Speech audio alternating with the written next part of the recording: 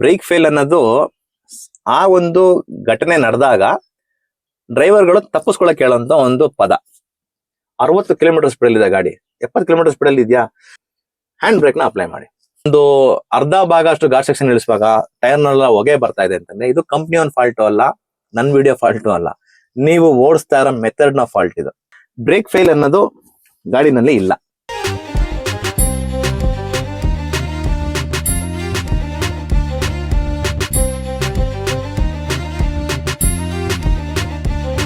Sir, ಈಗ heavy commercial vehicle ಏನಾದ್ರು accident ಆದಾಗ, ಏನಾದ್ರು ಇನ್ಸಿಡೆಂಟ್ ಆದಾಗ ಬ್ರೇಕ್ ಫೇಲ್ ಆಯ್ತು ಅಂತ ಹೇಳ್ತಾರೆ. ಆತರ ಹೆವಿ ಕಮರ್ಷಿಯಲ್ ವೆಹಿಕಲ್ ಎಲ್ಲ ಬ್ರೇಕ್ ಫೇಲ್ ಅನ್ನೋದು ಇದೆಯಾ ಸರ್? ಇಲ್ಲ. ಇವಾಗ ಬ್ರೇಕ್ ಫೇಲ್ ಅನ್ನೋದು ಆ ಒಂದು ಘಟನೆ ನಡೆದಾಗ ಡ್ರೈವರ್ಗಳು ತಪ್ಪಿಸ್ಕೊಳಕ್ ಹೇಳೋಂತ ಒಂದು ಪದ. ಇದು ಪಬ್ಲಿಕ್ ಗಳಿಗೆ ಗೊತ್ತಿಲ್ಲ. ಪಬ್ಲಿಕ್ ಗಳು ಏನಾಗ್ಬಿಟ್ಟಿದೆ ಅಂದ್ರೆ ತುಂಬಾ ಪಿಕ್ಚರ್ಗಳನ್ನ ನೋಡಿ ನೋಡಿ ನೋಡಿ ಆ ಒಂದು ಮೂಡಲ್ಲೇ ಇದ್ದಾರೆ. ಈಗ ಒಂದು ಉದಾಹರಣೆಗೆ ಲಕ್ಷ್ಮಿ ಮೇಡಮ್ ಅವರು ಕಾರಲ್ಲಿ ಹೋಗ್ತಾ ಇರ್ತಾರೆ, ಅನಂತನಾಗ್ ಸಾರು ಒಂದ್ ಕಡೆ ಮನೇಲಿ ಇರ್ತಾರೆ, ಬರ್ತಿರ್ಬೇಕಾದ್ರೆ ಬ್ರೇಕ್ ಫೇಲ್ ಆಗ್ಬಿಡ್ತದೆ. ಏನು ಪೆಡಲ್ ನ ತುಳಿತಾ ಇರ್ತಾರೆ, ಬ್ರೇಕ್ ನಿಲ್ತಾ ಇರೋದಿಲ್ಲ, ಆ ಕಡೆ ಈ ಕಡೆ ಎಳ್ದಾಡ್ತಾ ಇರ್ತಾರೆ. ಓ, ಬ್ರೇಕ್ ಫೇಲ್ ಅಂದ್ರೆ ಗಾಡಿನಲ್ಲಿ ಇದೇ ತರ ಆಗುತ್ತೆ ಅಂತ ನಮ್ ಜನಗಳಲ್ಲಿ ಈಗ್ಲೂ ಅದೇ ಭಾವನೆನೇ ಇದ್ದಾರೆ. ಬ್ರೇಕ್ ಫೇಲ್ ಅನ್ನೋದು ಗಾಡಿನಲ್ಲಿ ಇಲ್ಲ, ಇತ್ತು ಆದ್ರೆ ಇವಾಗಿಲ್ಲ, ಈ ತರ ಹೇಳ್ಬೋದು ಬೇಕಾರೆ, ಸರಿನಾ?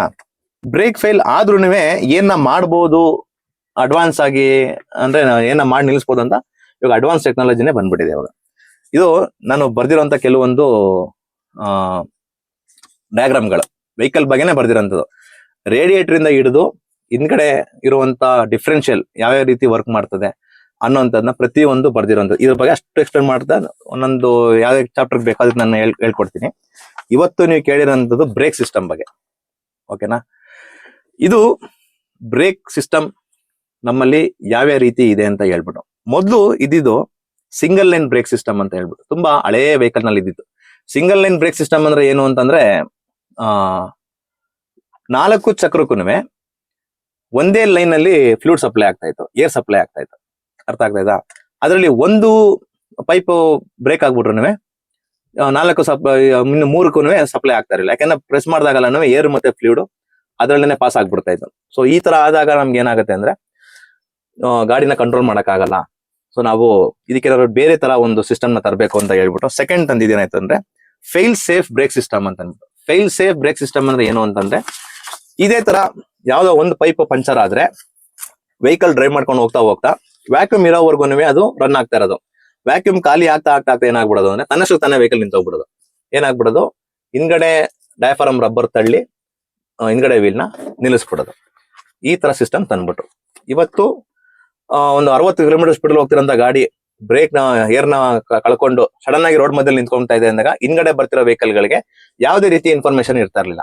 ಈಗ ಡ್ರೈವರ್ಗೆ ಗೊತ್ತಿಲ್ಲ ನಾನು ಗಾಡಿ ನಿಂತ್ಕೊಳ್ತೀನಿ ಒಂದು 2-3 ಸೆಕೆಂಡ್ ಅಲ್ಲಿ ಅಂತ, ಅವನೇ ಹಿಂದ್ಗಡೆ ಬರ್ತಿರೋರ್ಗೆ ಏನ್ ಇನ್ಫಾರ್ಮೇಶನ್ ಕೊಡ್ತಾರೆ ನಿಲ್ಸಿ ಅಂತ ಅಂದ್ಬಿಟ್ಟು ಈ ತರ ಸಿಸ್ಟಮ್ ನ ತಂದ್ರು. ಈ ತರ ಸಿಸ್ಟಮ್ ಕೂಡ ಫೇಲಿಯರ್ ಆಯ್ತು. ಇವಾಗ ತಂದಿರೋಂಥದ್ದು ಡ್ಯುಯಲ್ ಲೈನ್ ಬ್ರೇಕ್ ಸಿಸ್ಟಮ್ ಅಂತ ಹೇಳ್ಬಿಟ್ಟು. ಅರ್ಥ ಆಗ್ತಾ ಇದೆಯಾ? ಈ ಡ್ಯುಯಲ್ ಲೈನ್ ಬ್ರೇಕ್ ಸಿಸ್ಟಮ್ ಏನ್ ವರ್ಕ್ ಮಾಡ್ತದೆ, ಇವಾಗ ನಿಮ್ಮ ಡಯಾಗ್ರಾಮ್ ಇರ್ಲಿ. ಇವಾಗ ವೆಹಿಕಲ್ ನಲ್ಲಿ ಇರುವಂತದ್ದು ಸರ್ವಿಸ್ ಬ್ರೇಕ್, ಇನ್ನೊಂದು ಹ್ಯಾಂಡ್ ಬ್ರೇಕ್, ಗ್ರಾಜುಯೇಟ್ ಬ್ರೇಕ್ ಅಂತ ಹೇಳ್ತಾರೆ, ಹ್ಯಾಂಡ್ ಬ್ರೇಕ್. ಈ ಸರ್ವಿಸ್ ಬ್ರೇಕ್ ಬಂದು 4 ಡ್ರಮ್ಗೂ ಅಪ್ಲೈ ಆಗುತ್ತೆ. ಹ್ಯಾಂಡ್ ಬ್ರೇಕ್ ಬಂದು ಹಿಂದ್ಗಡೆ ಬ್ರೇಕ್ ಮಾತ್ರ ಹಿಂದ್ಗಡೆ ವೀಲ್ ಮಾತ್ರ ಅಪ್ಲೈ ಆಗುತ್ತೆ. 2 ಮುಂದ್ಗಡೆ ವೀಲ್ ಬಂದು ಡಮ್ಮಿ. 22 ವೀಲ್ ಇರುವಂತದ್ದಾಗಿರ್ಲಿ, ಬೇರೆ ಯಾವುದೇ ಗಾಡಿ ಆಗಿರ್ಲಿ, ಅದಕ್ಕೆ ಆದಂತ ಸಂಬಂಧಪಟ್ಟಂತ ಬ್ರೇಕ್ ಚೇಂಬರ್ ಗಳನ್ನ ಅಪ್ಲೈ ಮಾಡಿರ್ತಾರೆ. ಎಲ್ಲದಕ್ಕೂ ಒಂದೇ ತರ ಬ್ರೇಕ್ ಚೇಂಬರ್ ಗಳನ್ನ ಅಪ್ಲೈ ಮಾಡಿರ್ತಾರೆ. ಈ ಬ್ರೇಕ್ ಚೇಂಬರ್ ಒಳಗೆ ಏನಿರ್ತದೆ, ಇದು ಫ್ರಂಟ್ ಬ್ರೇಕ್ ಚೇಂಬರ್, ಇದು rear brake chamber. Front brake chamber ಅಲ್ಲಿ ಒಂದೇ ಒಂದು ಏರ್ ಪೈಪ್ ಇರ್ತದೆ ಸರ್ವಿಸ್ ಬ್ರೇಕ್ ಗೆ ಅಂತ. ಅದರಲ್ಲಿ ಒಂದೇ ಒಂದು ಡಯಾಫಾರಮ್ ರಬ್ಬರ್ ಇರ್ತದೆ, ಒಂದು ಸ್ಪ್ರಿಂಗ್ ಇರ್ತದೆ. ಅದು ಬಂದು ಪ್ರೆಸ್ ಮಾಡಿದಾಗ ಈ ಸೈಕಲ್ ರಿಜಿಸ್ಟರ್ ನ ತಳ್ಳಿ ವೀಲ್ ನಲ್ಲಿ ಬ್ರೇಕ್ ಅಪ್ಲೈ ಆಗುತ್ತೆ. ಇದು ಒಂದು ಸಿಸ್ಟಮ್. ರಿಯರ್ ವೀಲ್ ನಲ್ಲಿ ಏನಾಗುತ್ತೆ, ಸೇಮ್ ಸಿಸ್ಟಮ್ ಏನೇ, ಇಲ್ಲಿ ಸರ್ವಿಸ್ ಏರ್ ಇದೆ, ಅದಂದ್ರೆ ಹ್ಯಾಂಡ್ ಬ್ರೇಕ್ ಏರ್ ಕೂಡ ಇದೆ. ನೀವು ಹಿಂಗಡೆ ಯಾವ್ದಾರ ಒಂದು ಚೇಂಬರ್ ನಾನು ತೋರಿಸ್ತೀನಿ, ಅಬ್ಸರ್ವ್ ಮಾಡಿ. 2 ಡೂಮ್ ನಲ್ಲಿ 2 ಪೈಪ್ ಇರ್ತದೆ. ಅದು ಬಂದು ಒಂದು ಸರ್ವಿಸ್ ಏರ್ಗೆ, ಇನ್ನೊಂದು ಬಂದು ಹ್ಯಾಂಡ್ ಬ್ರೇಕ್. ಈ ಡಯಾಫಾರಮ್ ರಬ್ಬರ್ ಏನಾಗುತ್ತೆ ಅಂತಂದ್ರೆ ಬ್ರೇಕ್ ಹೊಡೆದಾಗ ತಳ್ಳಿ ಈ ಒಂದು ಗಾಳಿನ ತಳ್ಳಿ ಸ್ಲಾಕಲ್ ಅಡ್ಜಸ್ಟರ್ ನ ತಳ್ಳಿ ನಿಮ್ಗೆ ಬ್ರೇಕ್ ನ ಅಪ್ಲೈ ಆಗುತ್ತೆ.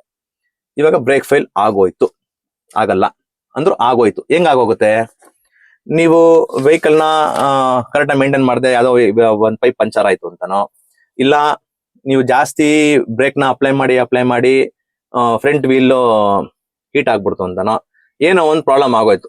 ನಿಮ್ಮ ವೆಹಿಕಲ್ ಇವಾಗ ಸಡನ್ ಆಗಿ ನಿಲ್ತಾ ಇಲ್ಲ. Sir even front wheel burst ಆಗೋಯ್ತು ಅಂತ ತಿಳ್ಕೊಳ್ಳಿ, ಯಾವ್ದೋ ಒಂದ್ ಕಡೆ ಬಸ್ಟ್ ಆಗೋಯ್ತು, ಸ್ಟೇರಿಂಗ್ ಹಿಂಗ್ ಎಳ್ಬಿಡ್ತು ಅಂತ ತಿಳ್ಕೊಳ್ಳಿ, ಜನ ಏನ್ ಮಾಡ್ತಾರೆ ಫಸ್ಟ್ ತಗೊಂಡ ಕೊಡದೆ ಕಾಲ್ನ ಬ್ರೇಕ್ ಮೇಲೆನೆ. ಸರ್ ನಿಮ್ಗೆ ಬ್ರೇಕ್ ಏನೋ ಟೈರ್ ಬಸ್ಟ್ ಆಗಿ ಯಾವ್ದೋ ಕಡೆ ಎಳ್ಕೊಂಡು ಹೋಗ್ತಾ ಇದೆ, ನೀವು ಅಪ್ಲೈ ಮಾಡಿರೋಂತ ಬ್ರೇಕ್ ಬಂದು ಎಲ್ಲಾ ವೀಲ್ಗೂ ಮತ್ತೆ ಅಪ್ಲೈ ಆಗುತ್ತೆ, ನಿಮ್ನ ಅದು ಅಡ್ಡಾದಿಡ್ಡಿ ಎಳ್ಬಿಡ್ತದೆ ಗಾಡಿ. ಅಡ್ಡಾದಿಡ್ಡಿ ಎಳ್ಬಿಟ್ಟು ಕಂಟ್ರೋಲ್ ಆಗುತ್ತೆ, ಬಟ್ ಅಷ್ಟು ಫಾಸ್ಟ್ ಆಗಿ ವರ್ಕ್ ಮಾಡೋದಿಲ್ಲ. ಫ್ರಂಟ್ ವೀಲ್ ನಲ್ಲಿ ಅನಾಹುತ ಆಯ್ತು ಸರ್, ಬ್ಯಾಕ್ ವೀಲ್ ನ ನೆನ್ಪಿಟ್ಕೊಳ್ಳಿ, ಬ್ಯಾಕ್ ವೀಲ್ ನಿಮ್ ಸುತ್ತಾನೆ ಇದೆ ತಾನೆ, ಅವಾಗ ನೀವು ಈ ಹ್ಯಾಂಡ್ ಬ್ರೇಕ್ ಅನ್ನೋದನ್ನ ಹೇಳಿರಿ. 60 ಕಿಲೋಮೀಟರ್ ಸ್ಪೀಡ್ ಇದೆ ಗಾಡಿ, 70 ಕಿಲೋಮೀಟರ್ ಸ್ಪೀಡ್ ಅಲ್ಲಿ ಇದೆಯಾ, ನೀವು ಇದೆಲ್ಲ ಆಗದನ್ಕ ಒಂದು 5 ಪಾಯಿಂಟ್ ಕಮ್ಮಿ ಆಗುತ್ತೆ ಗಾಡಿನಲ್ಲಿ. ಹ್ಯಾಂಡ್ ಬ್ರೇಕ್ ನ ಅಪ್ಲೈ ಮಾಡಿ. ಹ್ಯಾಂಡ್ ಬ್ರೇಕ್ ನ ಅಪ್ಲೈ ಮಾಡಿದಾಗ ಈ ಡಯಾಫ್ರಮ್ ರಬ್ಬರ್ ಫೈಲರ್ ಆಗ್ಬಿಟ್ಟಿದೆ. ಈಗ ಸರ್ವಿಸ್ ಬ್ರೇಕ್ ಹೋಯ್ತು, ಹ್ಯಾಂಡ್ ಬ್ರೇಕ್ ಅಲ್ಲಿ ಏರ್, ಈ ಚೆಂಬರ್ ಅಲ್ಲಿ ಯಾವಾಗ್ಲೂ ಏರ್ ಇದ್ದೇ ಇರ್ತದೆ. ಇಲ್ಲೆಲ್ಲ ನೀವು ಖಾಲಿ ಆಗೋದು ಅಂತ ತಿಳ್ಕೊಳ್ಳಿ, ಇದೆಲ್ಲ ಖಾಲಿ ಆಗೋದ್ರೂ ಈ ಚೆಂಬರ್ ಅಲ್ಲಿ ಏರ್ ಇದ್ದೇ ಇರ್ತದೆ. ನೀವ್ ಯಾವಾಗ ಹ್ಯಾಂಡ್ ಬ್ರೇಕ್ ನ ಅಪ್ಲೈ ಮಾಡ್ತೀರಾ, ಇದು ಡಯಾಫ್ರಮ್ ರಬ್ಬರ್ ತಳ್ಳಿ ನಿಮ್ಗೆ ಬ್ರೇಕ್ ನಿಂತ್ಕೊಳ್ಳುತ್ತೆ. ಅರ್ಥ ಆಗ್ತಾ ಇದೆಯಾ? ಇದು ನಾನು ಹೇಳ್ಕೊಡ್ತಾ ನಿಮ್ಗೆ ಸ್ಲೋ ಆಗಿ ಕಾಣ್ತಾ ಇದೆ, ಬಟ್ ಆಕ್ಷನ್ ಬಂದು ತುಂಬಾ ಫಾಸ್ಟೇನೆ. ಅವಾಗ ನಿಮ್ಗೆ ಈ ಒಂದು ಸಿಸ್ಟಮ್ ಬಂದು ಬರೀ ಒಂದೇ ಸಲ ವರ್ಕ್ ಆಗೋದು. ಮತ್ತೆ ನೀವು ಹ್ಯಾಂಡ್ ಬ್ರೇಕ್ ಎತ್ಬಿಟ್ಟು ಮತ್ತೆ ಹ್ಯಾಂಡ್ ಬ್ರೇಕ್ ನ ಇಳಿಸಿದ್ರೆ ಆಗೋದಿಲ್ಲ, ಅದು ಒಂದೇ ಸಲ ವರ್ಕ್ ಆಗೋದು. ಸೊ ಇವತ್ತಿನ ಒಂದು ಸಿಸ್ಟಮ್ ಬಂದು ಡ್ಯುಯಲ್ ಲೈನ್ ಬ್ರೇಕ್ ಸಿಸ್ಟಮ್ ಅನ್ನೋದನ್ನ ಈ ತರ ಟೆಕ್ನಾಲಜಿ ತಂದು ನಿಲ್ಸಿದ್ದಾರೆ. ಆದ್ರೆ ಇವತ್ತು ನಮ್ಮ ಡ್ರೈವರ್ಗಳು ತುಂಬಾ ಜನ ಏನಂತ ತಿಳ್ಕೊಂಡ್ಬಿಟ್ಟಿದ್ದಾರೆ ಅಂತಂದ್ರೆ, ವೆಹಿಕಲ್ ನ ನಾವು ಡ್ರೈವ್ ಮಾಡ್ಕೊಂಡು ಹೋಗ್ತಾ ಬ್ರೇಕ್ ಫೈಲ್ ಆಗೋಯ್ತು ಅಂತಂದ್ರೆ ತಗೊಂಡೋಗೆಲ್ಲ ಗುದ್ಬೇಕು, ಡಿವೈಡರ್ ಹತ್ತಿಸ್ಬಿಡ್ಬೇಕು, ಇಲ್ಲ ಗುಡ್ಡು ಕುಡಿಬೇಕು ಅಂತ ತಿಳ್ಕೊಂಡ್ಬಿಟ್ಟಿದ್ದಾರೆ. ಅದು ತುಂಬಾ ತಪ್ಪು. ನೀವು ನನ್ನ ಈ ವಿಡಿಯೋನ ನೋಡಿ ಎಕ್ಸ್ಪೆರಿಮೆಂಟ್ ನ ಮಾಡಬೇಕು ಅಂತಿದ್ರೆ ಯಾವ್ದಾದ್ರು ಒಂದು ಖಾಲಿ ಫೀಲ್ಡ್ ನಲ್ಲೋ ಇಲ್ಲ ಯಾರೋ ಓಡಾಡ್ದಿರೋಂತ ರಸ್ತೆನಲ್ಲೋ ಒಂದು 60 ಕಿಲೋಮೀಟರ್ ಸ್ಪೀಡ್ ನಲ್ಲಿ ನಿಮ್ಮ ವೆಹಿಕಲ್ ನ ಡ್ರೈವ್ ಮಾಡ್ಕೊಂಡು ಹೋಗಿ ಗೇರ್ ನ ಶಿಫ್ಟ್ ಮಾಡೋ ಅವಶ್ಯಕತೆ ಏನಿಲ್ಲ. ಡೈರೆಕ್ಟ್ ಆಗಿ ಹ್ಯಾಂಡ್ ಬ್ರೇಕ್ ನ ನೀವು ಅಪ್ಲೈ ಮಾಡಿ. ಅಪ್ಲೈ ಆಗುತ್ತೆ, ಗಾಡಿ ನಿಂತ್ಕೊಳ್ಳುತ್ತೆ. ಸೇಫ್ ಆಗಿ ಟ್ರೈ ಮಾಡಿ. ಫಸ್ಟ್ ಇದನ್ನ ನೀವು ಒಂದು 4 ಸಲ ಸೇಫ್ ಆಗಿ ಪ್ರಾಕ್ಟೀಸ್ ಮಾಡಿ ನೋಡಿ. ಅದಾದ ನಂತರ ನಿಮ್ಗೆ ಯಾವುದೇ ಅನಾಹುತ ಆದ್ರೂ ಬ್ರೇಕ್ ಫೇಲಿಯರ್ ಆಯ್ತು ಅಂತಾನೋ ಇಲ್ಲ ಮುಂದೆಗಡೆ ಏನೋ ಬ್ರೇಕ್ ಹಿಡಿದ್ರೆ ನಿಲ್ತಲ್ಲ ಅಂತ ಅಂದಾಗ ಟೈರ್ ಬಸ್ಟ್ ಆದ್ರೂ ಕೂಡ ನೀವು ಹ್ಯಾಂಡ್ ಬ್ರೇಕ್ ಹಾಕಿ ವೆಹಿಕಲ್ ನ ನಿಲ್ಲಿಸಬಹುದು. It's A challenge. ಆಯ್ತಾ? ಇದರಲ್ಲಿ ತುಂಬಾ ಜನ ಕ್ವಶನ್ ನಾನೊಂದು ವಿಡಿಯೋ ಮಾಡಿದಾಗ, ಪ್ರಾಕ್ಟಿಕಲ್ ಆಗಿ ಒಂದು ವಿಡಿಯೋ ಮಾಡಿದಾಗ ತುಂಬಾ ಜನ ಕೇಳಿದೇನು ಅಂತಂದ್ರೆ, ನೀನ್ ಹೇಳ್ತಿರೋ ತರ ಅಪ್ಲೈ ಮಾಡಕ್ ಹೋದ್ರೆ ಮುಂದೆ ಇರೋ ಗಾಡಿಗೆ ಹೋಗಿ ಗುದ್ಬಿಡುತ್ತೆ ಒಬ್ರು. ಇನ್ನೊಬ್ರು ಹೇಳಿದೇನು ಅಂತಂದ್ರೆ, ಲೋಡ್ ವೆಹಿಕಲ್ ಬಂದು ಈ ತರ ಹ್ಯಾಂಡ್ ಬ್ರೇಕ್ ಹಾಕ್ದಾಗ ಬ್ರೇಕ್ ಅಸೆಂಬ್ಲಿನೇ ಕಿತ್ತೋಗ್ಬಿಡ್ತದೆ. ನಾವು ಹೈಟ್ ಲೋಡ್ ಹಾಕೊಂಡ್ ಬರ್ತಾ ಇದೀವಿ ಅಂತಂದಾಗ ಇದ್ರನ್ನ ಹ್ಯಾಂಡ್ ಬ್ರೇಕ್ ಹಾಕಿದ್ರೆ ಗಾಡಿ ಟಾಪಲ್ ಆಗ್ಬಿಡ್ತದೆ. ಇದೆಲ್ಲ ವರ್ಕೌಟ್ ಆಗಲ್ಲ. ಘಾಟ್ ಸೆಕ್ಷನ್ ಅಲ್ಲಿ ನೀನ್ ಹೇಳ್ತಿರೋಂಥದ್ದೆಲ್ಲ ವರ್ಕೌಟ್ ಆಗಲ್ಲ ಸರ್. ಇದನ್ನೆಲ್ಲ ಒಂದು ಎಕ್ಸಾಂಪಲ್ ಆಮೇಲೆ ಹೇಳ್ತೀನಿ. ಫಸ್ಟ್ ಘಾಟ್ ಸೆಕ್ಷನ್ ಬಗ್ಗೆ ಹೇಳ್ತೀನಿ ನಿಮಗೆ. ಘಾಟ್ ಸೆಕ್ಷನ್ ನಲ್ಲಿ ಏನಕ್ಕೆ ಹ್ಯಾಂಡ್ ಬ್ರೇಕ್ ಹಾಕಿದ್ರೆ ವೆಹಿಕಲ್ ನಿಂತ್ಕೊಳ್ಳಲ್ಲ ಅಂತೀರಾ?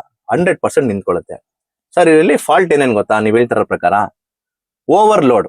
ಕಂಪ್ನಿಯವ್ನು ಹೇಳಿಲ್ಲ ನಿಮ್ಗೆ ಓವರ್ಲೋಡ್ ಹಾಕೋ ಬಂದ. ಕಂಪ್ನಿಯವ್ನು ಏನ್ ಕೊಟ್ಟಿದ್ದಾನೆ ಪಾಸಿಂಗ್, ನನ್ನ ವೆಹಿಕಲ್ 60 ಕಿಲೋಮೀಟರ್ ಸ್ಪೀಡ್ ನಲ್ಲಿ ಒಂದು 20 ಟನ್ ಇರೋಂತ ಲೋಡು ಇಲ್ಲ 15 ಟನ್ ಇರೋಂತ ಲೋಡು ಹಾಕೊಂಡ್ ಬಂದ್ರೆ ನಾನು ಹೇಳಿದಂತ ಸಿಸ್ಟಮ್ ಅಲ್ಲಿ ಗಾಡಿ ನಿಂತ್ಕೊಳ್ಳುತ್ತೆ.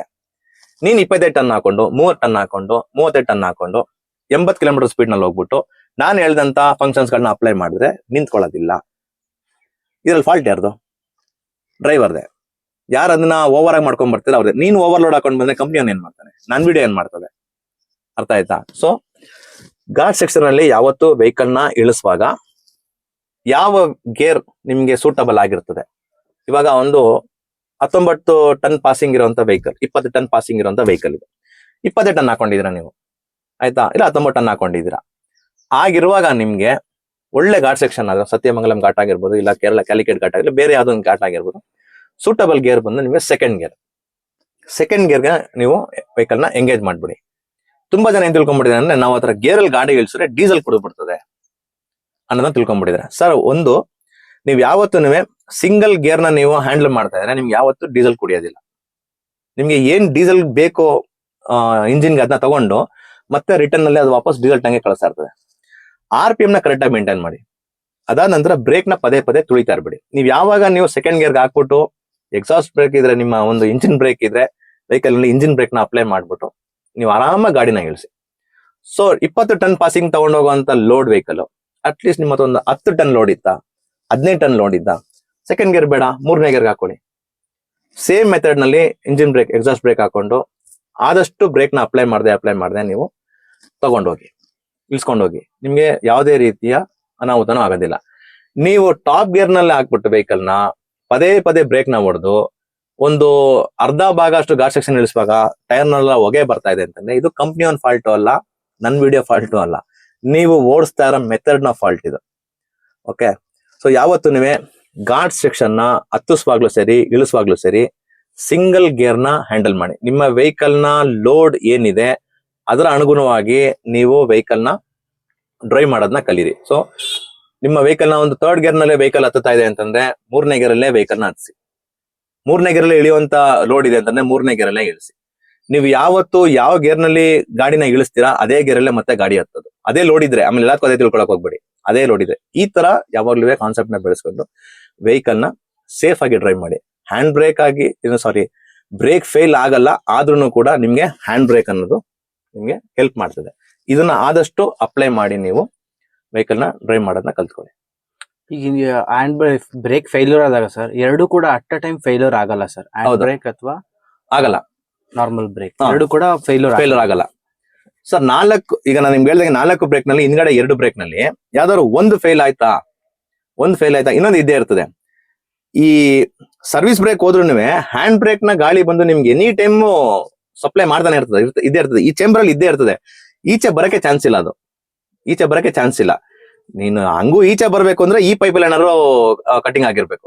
ಈ ಪೈಪ್ ಏನಾದ್ರು ಕಟಿಂಗ್ ಆಗಿದ್ರೆ ಮಾತ್ರನೇ ನಿಮ್ಗೆ ಬಂದು ಅದು ಏನಂತಾರೆ ಹೋಗುವಂಥದ್ದು. ಅಕಸ್ಮಾತ್ ಅಲ್ಲಿ ಹೋಗ್ಲಿಲ್ಲ, ಏನು ಪ್ರಾಬ್ಲಮ್ ಆಗಿಲ್ಲ ಅಂತಂದ್ರೆ ಈ ಚೇಂಬರ್ ಅಲ್ಲಿ ಇರುವಂತ ಬ್ರೇಕ್ ನಿಮ್ಗೆ ಎನಿ ಟೈಮ್ ವರ್ಕಿಂಗ್ ಅಲ್ಲಿ ಇರ್ತದೆ. ಇದು ತುಂಬಾ ಜನ ತಿಳ್ಕೊಳ್ಳೋದು ಕಮ್ಮಿ.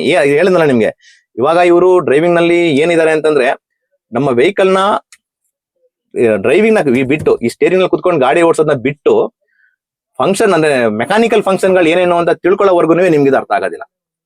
ಮೆಕ್ಯಾನಿಕಲ್ ಫಂಕ್ಷನ್ ಗಳು ಏನೇನು ಇದೆ ಅನ್ನೋದನ್ನ ನೀವು ಅರ್ಥ ಮಾಡ್ಕೋಬೇಕು ಅಂತ ಅನ್ನೋದ್ರೆ ಎಲ್ಲಾನು ನೀವು ಅಂದ್ರೆ ಏರ್ ಚೇಂಬರ್ ಅನ್ನೋದು ಏನ್ ವರ್ಕ್ ಮಾಡ್ತದೆ, ಅದ ನಂತರ ಟರ್ಬೋ ಅನ್ನೋದು ಏನ್ ವರ್ಕ್ ಮಾಡ್ತದೆ, ಪ್ರತಿ ಒಂದನ್ನು ನಾವು ತಿಳ್ಕೊಂಡು ಬಂದಾಗ ಮಾತ್ರನೇ ನಮ್ಗೆ ಇದು ಗೊತ್ತಾಗೋದು.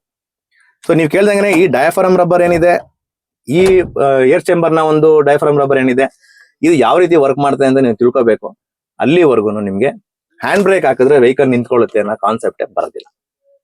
ಓಕೆ, ಸೊ ಇದನ್ನ ನೀವು ಆದಷ್ಟು ತಿಳ್ಕೊಳ್ಳಿ. ಈಗ ನಮ್ದೇ ವಿಡಿಯೋನ ತಿಳ್ಕೊಬೇಕು ಅಂದ್ರೆ ಈ ತರ ಯೂಟ್ಯೂಬ್ ನಲ್ಲಿ ಎಷ್ಟೊಂದು ವಿಡಿಯೋಗಳನ್ನ ನೋಡಿ ನೀವು ಅದನ್ನ ತಿಳ್ಕೊಳ್ಳಿ. ತಿಳ್ಕೊಂಡಾದ ನಂತರ ನೀವು ಅದನ್ನ ಅಪ್ಲೈ ಮಾಡಿ.